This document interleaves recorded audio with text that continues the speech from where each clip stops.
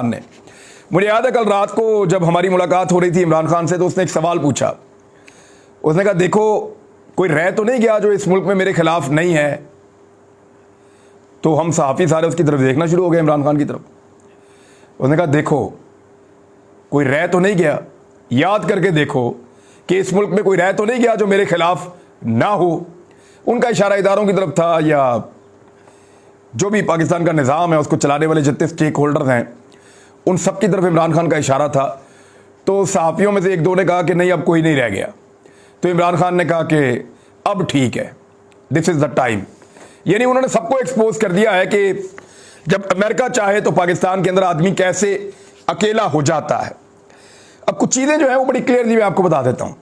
عمران خان نے اقتدار میں اس لڑائی کو جتنا لڑنا تھا اس نے لڑا ہے.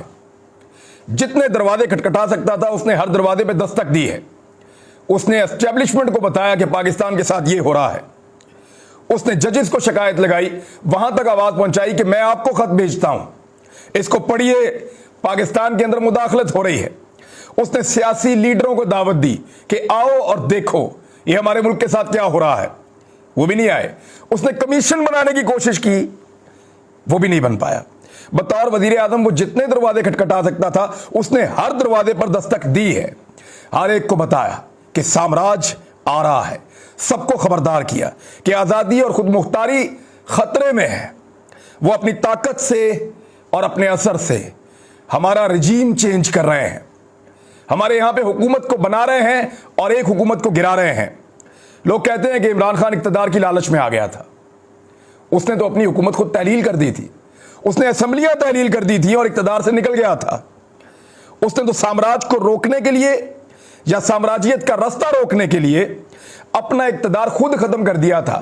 حالانکہ اسپیکر کی رولنگ کے بعد وہ چاہتا تو بطور وزیر اعظم کام کر سکتا تھا, مگر اس نے فیصلہ عوام کو دیا اور یہ کہتے ہوئے نکل گیا, یہ کہتے ہوئے اسمبلیاں تحلیل کر دی کہ فیصلہ کوئی سامراجی قوت نہیں کرے گی, میرے ملک کا فیصلہ میرے ملک کے لوگ کریں گے.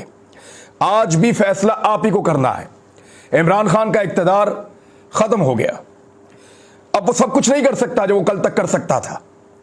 اس کے پاس اب صرف ایک ہی راستہ ہے, اس کے پاس ایک ہی آپشن ہے, ایک ہی امید ہے, اور وہ امید آپ ہیں.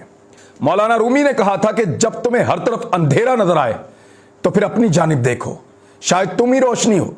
تو آپ اپنی طرف دیکھیے.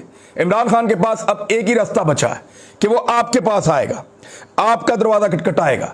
اس نے تمام بڑوں کے دروازے کھٹکھٹائے, اس نے ہر دروازے پہ دستک دی ہے, اس کو جواب نہیں ملا.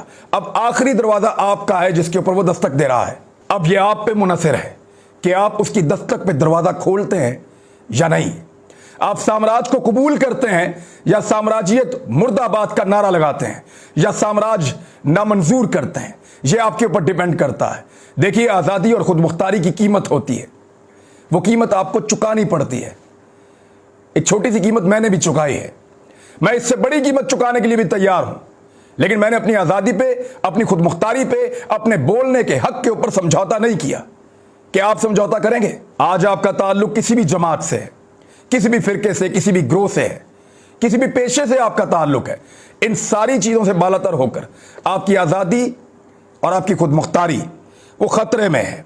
آپ کچھ بھی کرتے ہیں مگر آزادی آپ کا حق ہے, اور یہ حق لے کر آپ پیدا ہوئے ہیں. یہ حق آپ سے کوئی نہیں چھین سکتا جب تک آپ کے اندر غیرت باقی ہے, اور آپ کو یہ ثابت کرنا ہوگا کہ ہمارا حق ہم سے کوئی نہیں چھین سکتا. اب تک کے لیے اتنا ہی. اپنا خیال رکھیے گا, اپنے اس چینل کا بھی. اللہ حافظ.